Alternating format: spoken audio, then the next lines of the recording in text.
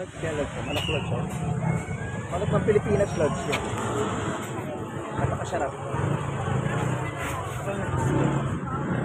Dito lang tayo bibili pagka may sahod. Tayo magkwan muna. Magbe-break tayo mga Lods.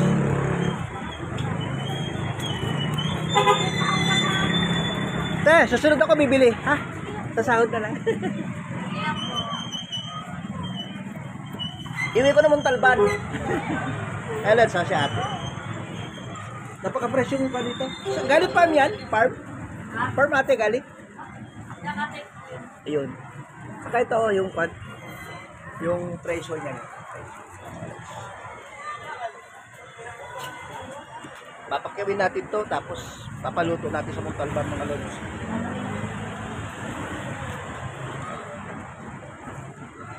Fresh na fresh. Ito tayo, yung budido, 300 te. Pero pa naman siya, no? Okay, kuya. Ay, sariling gawa. Sarap yan, kahit di mo na... Hindi apat, 100 pag pangpan. Di ba dati 20 lang yan, no? 35 by tubo rin, no? Kahit pa paano. Mahal ang upa. Thank you, te. Lods, subscribe niyo ako Lods sa call center Lodi Traveler Lods. Nasa kwan tayo Lods ha? Nasa Kalayaan.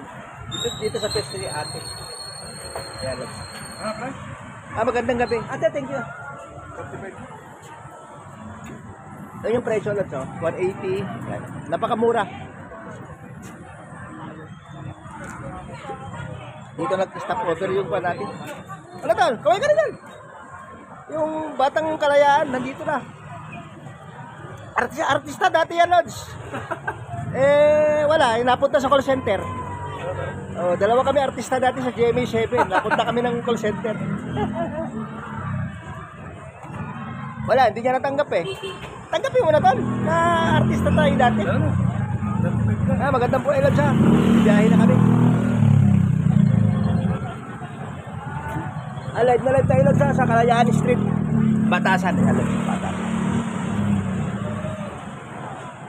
Tol, kaway ka tol. Artista dati yan tol. Artista. GMA7. Wala eh. Napunta kami sa call center eh. Wala, ganun talaga ang buhay. Kailangan magkaroon tayo ng maayos sa trabaho. Have a blessed night.